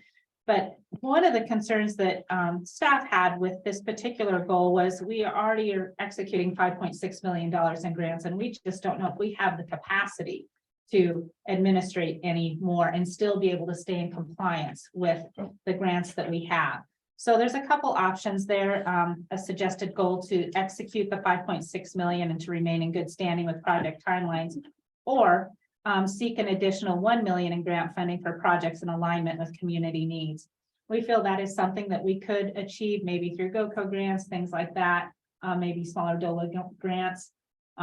So if you would prefer that to be the goal as opposed to increase funding by 5% for budgeted projects through grants, either one of those suggestions we felt we could accomplish I like the first suggestion. just to execute the 5.6 million we and already stay in have Compliance. and stay in compliance. I mean, it's a big deal. I mean, it's a heavy load. And who's to say that many grants are gonna even be available? Mhm. So we can't say that we wanna Right. do more. Yeah, and we're constantly watching and searching, but this is like this, I want to make sure that we are providing you goals that we can actually attain Yeah. Mhm. and that are realistic for us. And we're constantly applying for grants. We have 4 due in March, so we're not stopping doing anything. But the most recent updated number, as we got an additional grant, is $7.7 million that we're nice job. managing right now. Good job. So the team is busy and we've been really successful. So we're gonna continue to apply for stuff, but to do 5% more than that number is a lot. Do what we're doing, stay in compliance is Yeah. great. Okay, we will do that. And once we go through all these, then we'll create a nice document. Yes. Trustee Question, when we Garrett. talk about the $7.7 million, are those grants related to current projects that are in our CIP, or are these just projects for also other things? No. Okay, great, perfect. Current As projects. long as it's with the stuff that is in our CIP, Yes. I'm all over it. Yes. Is there any concerns about the increased tax revenue by 5%? That also doesn't seem very viable to me. Oh, for the next one? Oh, yes. Sorry. Well, Skip ahead. so yes, the second one, increased tax revenue by 5%. You know, when we talked about it as a team, you know, because it's just, that is something we have no control over. Sorry. You know, we can, you know, if we had a full-on economic development department, maybe we could talk about that, but you know, we don't have anybody that is their only responsibility, that's out searching and recruiting firms and talking to developers about bringing in, you know, larger projects and things like that. So we felt we added some current staff goals, and maybe these are some goals we could add for instead of the increased tax revenue by 5%. As our plan is when our community and business liaison employee comes on, that they will be hosting community and business meetings, one-on-one business meetings with our businesses to help with that helping to retain them in Wellington. We talked about exit interviews with with businesses that are leaving, what can we do differently? What could we have done to help retain you, to help you stay in Wellington? And then, of course, continuing collaboration with groups that support business development. So that's the chamber, that's working with Larimer County, that's working with the other towns and cities in our region with economic development, working, helping to support each other. So would you be comfortable with some of those goals instead of increased tax revenue by 5%? I love all three. Okay. I feel all three are doable. Yeah, all three. How are they measurable though? That's my only concern. And that's the whole idea wasn't that we must hit 5%, but Right. it gives us something to shoot for. And all of those I see as good ways to get there. Again, yes, we can't control the economy, we can't control, but we can push towards things. Well, we could do measurable goals with business retention meetings by determining, have 12 business retention meetings for the year. We could do the exit interviews. We hit, we need to hit 50% of the businesses that, don't renew their business license. And have interviews with them. I mean, we could create some measurable goals based on those. The tax revenue piece is just, it's Make some measurable goals Overwhelming. in those three. Yeah, I like the how many meetings, Mhm. Yeah, I specific think like, collaboration yeah, I goals think perhaps. 50% might be kind of high doing an exit interview for businesses. I don't know, I'm just, But yeah, we can come up with something and my community and business license employee does start very shortly, so maybe this is something that we could work with her and coming up with some of these goals for you all. So here's my concern with changing it to that. Like, not that there's anything wrong with any of those goals. Sure. But when I look in the left column of how we get there, yes, franchise fees. Do we talk about sales tax increases? That's something we had discussed. Selling the 6th Street property to potentially get more commercial business in there. Marijuana tax, creating a lodging tax. Okay, there are a lot of great ideas of things that we can work to. But if we shift the goal now to retention meetings, all these things here just, they're no, you guys have limited time, you have limited resources. So if we shift it to retention meetings, all these things here go away. I would, I'm not saying that you won't do some stuff with it, but I'll just say, It's not gonna be the. it's not gonna be the priority, and it shouldn't be, right? Your priority should be the goals that we give you. So that's my concern, why I liked having it. You guys came up with some great things here that some of them that we should discuss. Should we talk about a sales tax increase? Should we work to sell the property? Should we talk about a lodging tax? why don't we just get rid of the percent increase and just say increase sales tax? Obviously. It's not truly measurable, but if we can see an increase from year over year, then we can at least set a base point, or if we want to set a future goal of a certain percentage. So maybe we just keep increased sales tax with these. The only catching caveat to that one is when you're setting a strategic plan, it's based on goals and goals are measurable. Not all as goals are defined. measurable. Could we add a couple of these items that we have discussed that are priorities to our goals? Like, for example, the marijuana tax that we've already agreed that will come in front of us as a priority for us. And this will all increase our sales tax, but we can't come up with, I don't think, I believe the best way to do it is just plain out say, increase sales tax. I can't even commit to doing that, I So- don't think. I think That's the the whole idea, right, is it's not that, okay, if we didn't hit the 5%, we are bad, terrible people. But it's understanding, this is our goal. We're gonna do what is within our power. And if we get, because there's two ways, right? You get to the end of the year and you say sales tax was down by 10%. Then we look back and say, okay, well, we hired an economic developer, we did a lodging tax, we increased the marijuana tax, we did all of these things, and so, great, that was completely, but if we get to the end of it, and it's like, well, we did nothing. Well, it's like, okay, there was a problem, but so it's not necessarily, did we hit the number, did we not hit the number? We have a goal, it's for you to strive towards, we would like to get here. We don't know if we can get there, but we're gonna try. And if we just get to break even, but everywhere else across the state is down by 10%, go us, we rock. Maybe we hit 7%, but it's like, if you don't set a goal to push yourself, it is less of a priority. That's the point of having a goal. It's not like We absolutely know 100%, because I mean, we're not coming back and saying you didn't hit 5%, you're in trouble. It's, did you do what you could? You did what you could, great. Now we know 5% was too high, next one's gonna be 2%, whatever, right? We can adjust that. But I want to be cautious of just because we're not sure what's gonna happen to just say, well, let's just lower the bar. Because I feel like we came up with great, I love the ideas that we came up with. Great ideas. Let's change the little percentage amount. This is like when you take those surveys I mean, for a so place that you Can I want. do maintain? Well, I mean, This is completely outside of the control of our goals, so that's why it's not a good goal.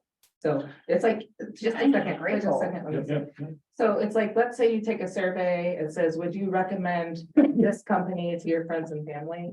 And someone says, absolutely not. And then as a result of that, you go and fire everybody at those stores. Like they don't have control over actually achieving the goal. And therefore, it becomes very. If there's a goal that's not achievable, you really don't have control over. It's no longer a goal that you're gonna work towards, or they probably will, but it's not viable to measure it that way. So if you want to increase sales tax, you could say, increase marijuana sales tax. That could be a goal that we could accomplish this year. That would, in general, increase sales tax, right? But that's actually a specific item that we have control over. right, And if we wanted to say, how do we get there are all specific ways we can get there. sell a property, I mean, those are things that we could have specific milestones and items to sell. But we don't want to get too specific. Right, the goal is that we give them a high level, this is what we would like to see accomplished, and then they come back to us and say, here are the ways that we get there, and then for some of these things, so for example, increasing sales tax or the marijuana sales tax, creating a lodging tax, those are gonna come back to us as elected officials to be willing to say, we're going to say we want to increase these taxes. And that comes back to us, right? But some of the things, staff can like, hey, we did this. I love the business retention meetings. Staff doesn't need to come to us to do that. They can do the business retention meetings. Exit interviews, those are great ways. Those are all great ways within that to help us work towards the goal of increasing our level of sales tax. So what I heard you just say is our goal would be to increase sales tax. Correct. If we feel like 5%, I think we should have a number. If we feel 5%, all right, go 2%. I mean, let's have a number. Like, let's give ourselves something to push for. Again, I don't see this as we're coming in here saying, you guys didn't get to 2%, you're all fine. We're not coming in to fire people because they didn't hit the goal. We're saying, let's have something to work towards and let's stretch. When I hear you say increase sales tax, though, that's actually increasing the taxes. That's what I hear is that. No, that's what it's revenue, increased tax revenue. The revenue we receive from taxes, we want that number to go up. I know, So, but what I was saying is we could make a goal to increase. the Absolutely. taxes. but that's then a subset under this. That doesn't necessarily need to be I don't think we want to have like tons of written down, So, but that becomes a way we get there is we increase the sales tax. Yeah, Absolutely. increasing sales tax, that could be a goal. That could be one of the ways that we get to the higher level of increasing our revenues is that we as a board say, we're gonna increase the sales tax. Either that, or when you have a rational think that we are in a recession right now and every business is experiencing said recession. So what if we look at maintaining, for right now, maintaining the current sales tax base that we had for 2022, for 2023, and then we can really base it on, did any of these measures that we're doing, did that increase or decrease that said maintenance level? Because then you can really judge to see, okay, even in a recession, we maintained where we were in 2022 when we were headed into a recession at the end of the year. So if you maintain the current sales tax base, then you can tell if all of these efforts increased or decreased with that. Is that a fair reality Yeah. that we live in? on board. Right, whether you maintain, whether you lost, whether you gain businesses. And then we can use all of these, Right. to- Say this worked, this didn't work, Yep. and And we are, I mean, franchise fees, that would be something easy for us to work on. Marijuana tax, we're already gonna talk about. Capture and enforce sales tax, that is something that, we can certainly work with the state on. Sales, so increasing sales tax or new sales tax and creating a lodging tax We have to would probably be in April of Budget 2020. is off the table. Yeah. It'd be a home rule. Yeah, be home rule. So that's very true. So your sales tax needs to be on a regular municipal or November election cycle, so probably April of 2024, if we're lucky. So, yeah, I think, So I'm trying to think realistically of what can we actually do? So franchise fees, the sales tax, marijuana tax, and we're always looking to see if we can sell that Sixth Street I property. think it's wise to go with like what Trustee Keith said. Okay, to maintain sales tax, the twenty And then twenty-two we'll sales make tax. for measurable- 2023. We And make evaluate. measurable Things after we set that baseline. Okay, got that. All right, I still like the idea of engaging with the businesses and stuff yeah, like. oh, yeah. absolutely. We'll- Not all. It's gonna be. Yeah, we'll do that. Yep, I will list that as part of the goals. Yeah. Creating a balanced budget, yes. Let's do that one. Create financial transparency documents for the website. This one we struggled with a little bit just because of, needing to, to what type of information do we get on there? Is it going to be timely? Is it accurate? All those pieces. I did find quite a few YouTube videos on the website on, just in general, local government accounting, people figuring out, talking about what local government accounting is, how does it work, from very reputable sites. So I think if that's something that the trustees are interested in, that's something that we, we could put on our website as we start, building our finance page. And right now we're adding the monthly financials. We've got the budget on there. Once we get our audits done, they'll be on there as well. So we are trying to put more and more data on there and posting the finance committee packets to the website too. And so that's got like all the checkbooks and things like that in there. Do you guys by chance do the Zoom for the finance committee? No, we don't. Is it a possibility where people can actually zoom Listen in? in and watch those finance meeting discussions? We could set up the owl camera and do that. That is not a problem. That way, if anyone had additional questions, it's all being discussed right there. That's as transparent as you can get because people are making recommendations to the Board of Trustees. So I think that We've talked about doing that with Parks and Rec. Yeah, so that would be the question. Do we want to just make that a standard across all of our community boards, so parks, Yeah. With finance, it's just housing authority, we already do planning commission and board too. authorities, it's At least. It's on separate Video, Okay. video would be. Yeah. Killer. Yeah, let's see what we can do. Get Okay. that set up. Yeah, That's good. not a problem.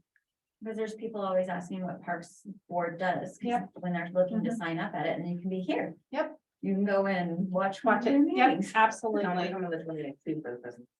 Yes.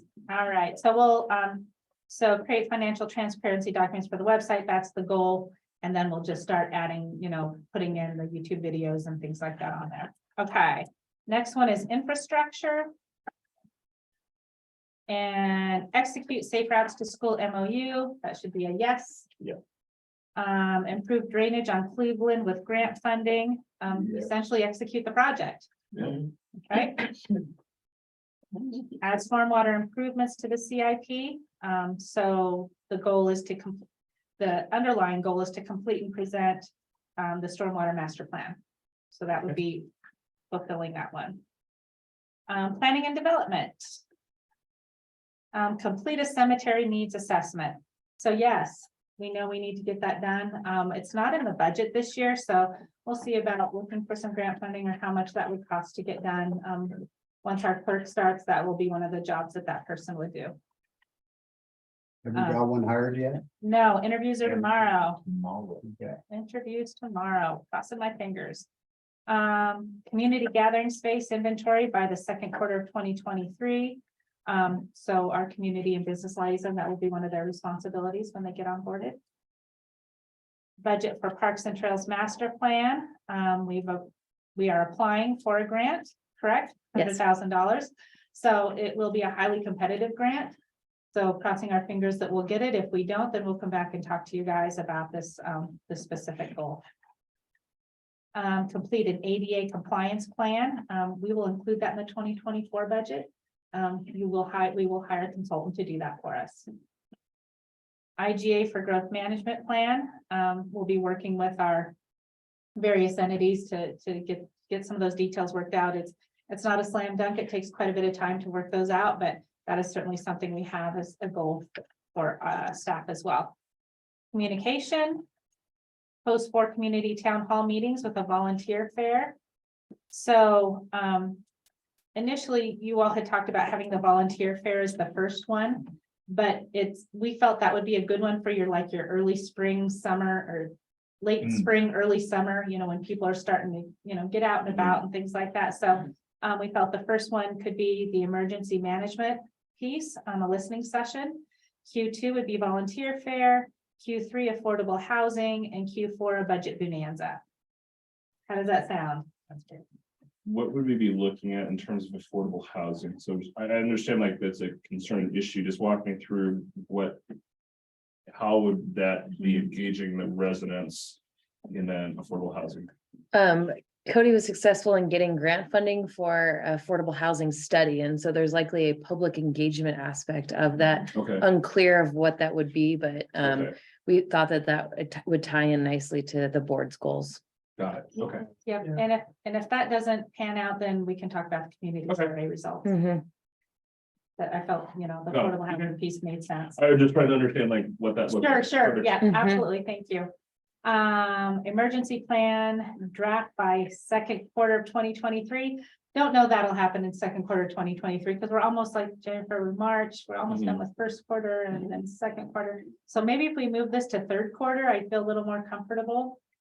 So question, and you just have to correct me, because I thought we had some portions of it already together in pieces, or we have nothing? No, Or not what- really anything. Okay, Nothing solid.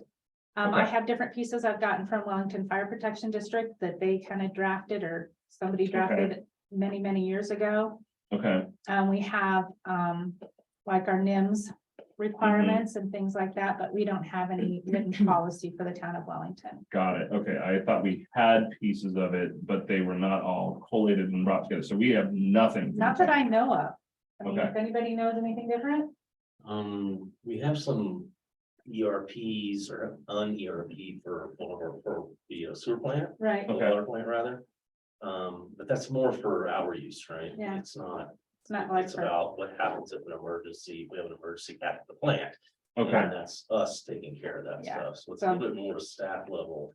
okay. that's not talking about if we have a flood If we have a or flood, a ice or something. Okay, Instead of so yes, I would agree there, because my understanding is we actually had some parts of this already, but they were kind of discombobulated, so we're basically starting from scratch. Kinda. Okay, I'll so I put would say together a probably good push that to in fourth quarter then. Okay. If we're starting from scratch, the reason I pushed for this to be second quarter is because I thought we already had pieces of it already together. I didn't realize we were starting from scratch. Okay, I'll put fourth quarter, and if I get it done in third quarter, Third- then, Great, earlier we is go. better, but yeah, But super excited that we're gonna have one. yeah, we definitely need, it's been on my list since I got here. Awesome. Host joint work session with senior center in 2023 and complete a needs assessment. So, I met with the senior board that yesterday maybe, talked to them a little bit about this. They're very excited about, participating, being part of this. Sergeant Cherry and I are gonna start going to their meetings once every other month to kind of update them on things going around in town and things like that, but we'll get them scheduled in for a joint work session with y'all, and they can talk about all their ideas. They will tell you they need more space. Lots of need for space. They have ideas. And then the last one is brand guide to refine small town feel, and that's implementation of the comprehensive plan. And then we can work with Mahalo over the year to create maybe some sort of brochure or something that just markets Wellington, along with our community and business liaison. And that's what I got. I have one additional request on that business liaison aspect, engaging with businesses. Okay. Do we have any plan to engage non-stick and mortar businesses? So these are businesses that work from home, could possibly develop commercial space, but one, have a lack of space availability, or there's another hiccup that's in their way. Do we have a way of engaging these baby step companies to encourage them to develop further in the town? Like, you get like an incubator area. Yeah, we I know, don't- I'm sorry, yeah, it we sounds don't- bad, but We don't have anything like that right now. I mean, due to staff capacity, we don't have anybody who can actually do that. I mean, this position may, I'd say let's give them a year to get everything under their belt that they need to, or even, 6 to 8 months, and then we can figure out if that's something that we can put underneath them. I am meeting with Larimer County Economic Development next week to talk about a couple new programs they're putting out. So maybe that is something we can help funnel some of these people to, as far as get through Larimer County, and then if we can, assist in any way we can. But Larimer County's wanting to be a really great partner related to economic development, acknowledging that we, don't have anybody full time, so wanting to help us. So I will bring that up. Larimer County Workforce Development does have a bunch of, And small business development does so too. it has a bunch of resources for that. So if there's But anybody, it's just connecting the dots. if you know them. Yes, Okay. But not on this, okay. Oh. but if you.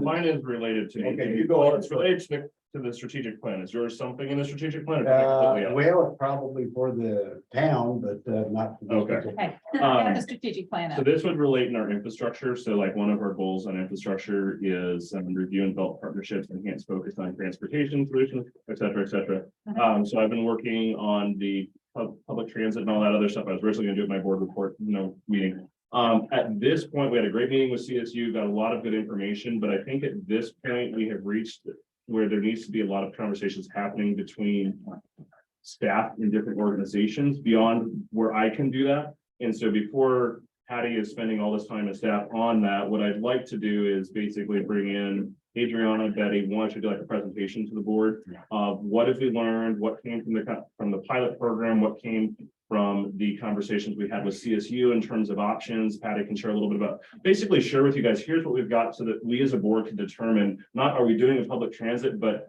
this does align with one of our goals. Is this worth saying we want to commit some staff time to looking into some options? I think we've reached the point where we need to commit staff time if we're going to continue pursuing it. Mhm. And again, that's not my decision to make, that's ours as a board. So if you're okay with it, it'll probably be a couple of months. I got to coordinate everybody, but we'll come back, give a presentation to the board on here's what we've learned so far.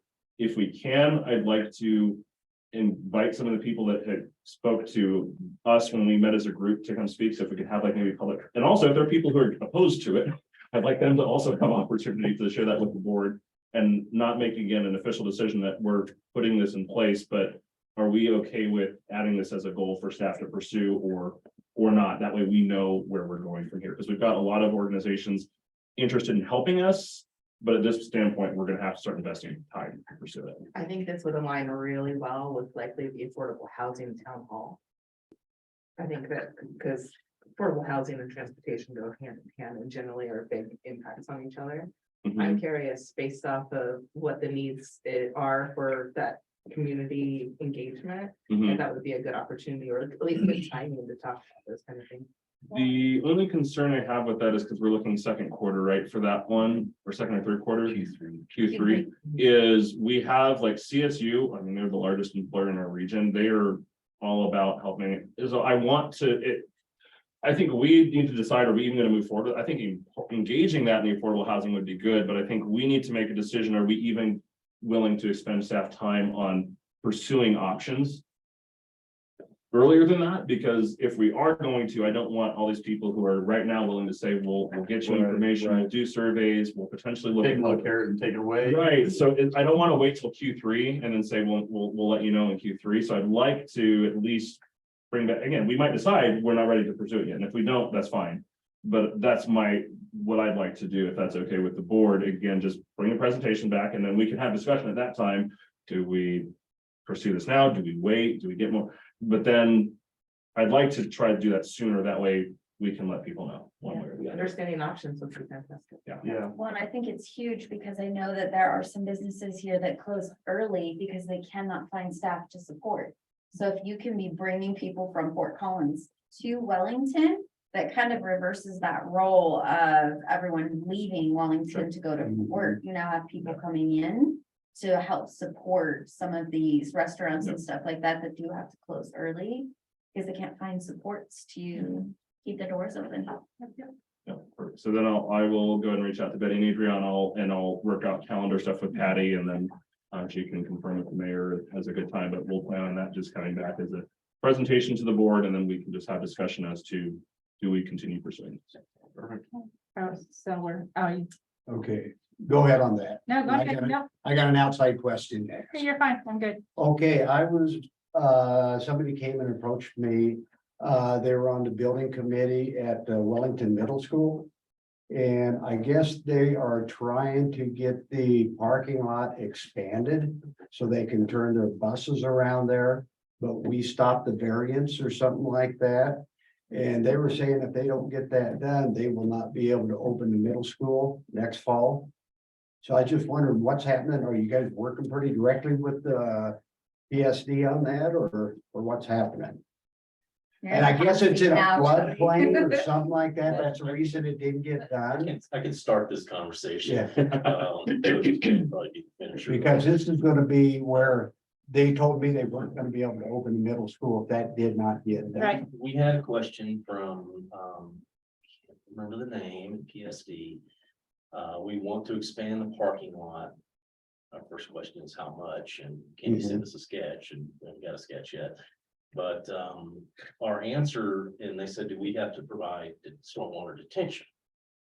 Would we consider waiving that? Me as the town engineer. Mhm. And our answer was no, because there's existing flood hazard downstream along 6th Street, Mhm. all the way down, right? So if we don't require detention, flooding issues for town residents will increase, and that's not something that we allow.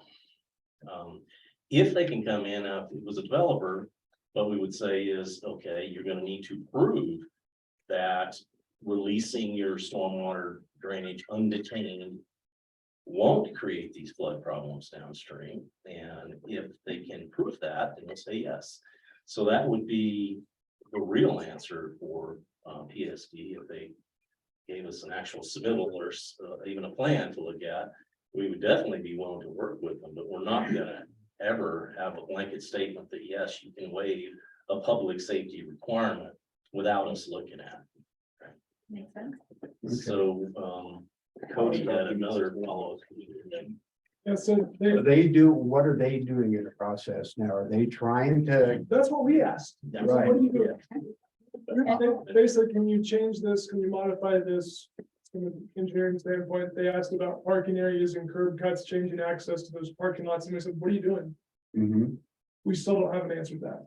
So there's plenty of room for a retention pond over there. They just have to do some dirt moving or what? I mean, they haven't even come back saying they're actually. Yeah, I mean, I don't need to say, but I. I was just asked to bring that. Did you, I'm just asking, did you hear from somebody in PSD administration specifically? I heard it from one of the people that's on the board over there, on the building board. The planning commission? No, not the planning commission, but part of the building board over there. School Right, board. on the, Got it. well, not the school board, but part of, she's a teacher. And she's over there kind of working within that board, trying to get this thing done through. If we have not heard it from the administration itself, then I would. Okay, but she was just wondering what was happening and We don't have any information to react to. That's what you can Okay. tell her. that's what, so We would. PSD has to contact you, has to get you a plan or something. They could At draw least something start. on a napkin And we right now, take and that it. would help us understand. Right. That, I've done that and I have submitted that. At least building and give them planned. her an idea how to approach the Yes. administration, to at least Yes. get it in a process to go. And Yes. Cody sent them a very clearly worded email. about Okay. Here's what we, if And you're you dealing do with this, we PSD. can help you with your questions. Part of their ask is, what do we need to do to satisfy drainage, traffic, other things, and we said. We need to understand what we're supposed to do to your site to begin to evaluate what we do with the public safety requirements. So we just need information at this point, and we're happy to help provide some guidance and clarifications for what they can do to meet those requirements. Okay. At least pass that on to her so she can pass it on to whoever. It's already received it, but Perfect. we can certainly read it. Okay, sounds good. I would like to thank Cody for all their work on the marijuana piece. This has been, this has been the lion's share of it. I know that they've been back and forth, and it's been huge. So, well, It's, We'll be back. they'll be back, I'm guessing probably not until March. I'm guessing, we'll see. We'll bring back the fee schedule at your next regular meeting, hopefully on the 28th. We'll see if we can get everything written out and ready. And your strategic plan early, as quickly as we can as well. When are we gonna be voting on the marijuana ordinance? Once it's ready. Yeah. Is that on the road or?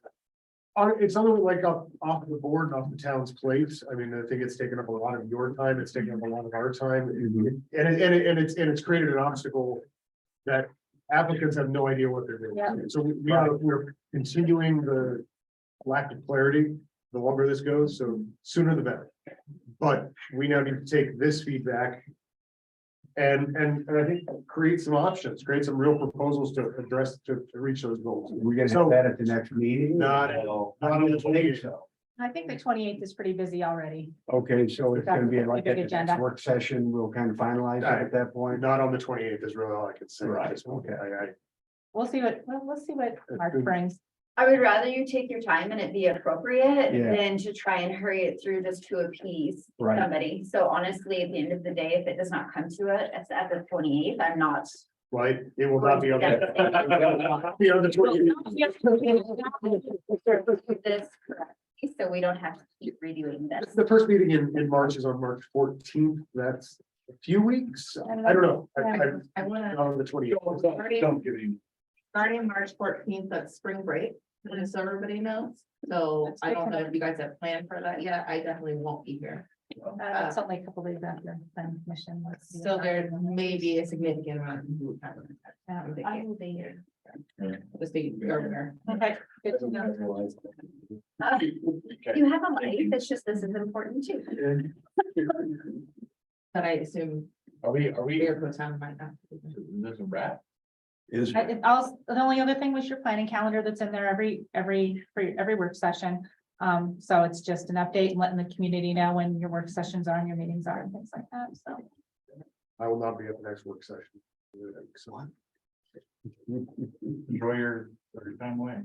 I had a question about the April thing that's coming with the side-by-side thing. Have we found out any additional information as far as that stretch of Cleveland? If we would be able to gain access from Larimer County to Or, be able to utilize that stretch of Cleveland? Oh, you can't use Cleveland at all, the Yeah. state. yeah, state Right, but highway. that's what I was saying is, so there is areas, municipalities that have applied for a variance for that. Well, we're still doing research on that. I don't have anything for you tonight. I apologize. Okay. So that's just what I was asking. Yeah. Understood. Okay, I was like, what is she talking about? I get it. Fine. All right, Cool, thank you, everybody. thank you, sir. it's a wrap. Yeah. I can walk out.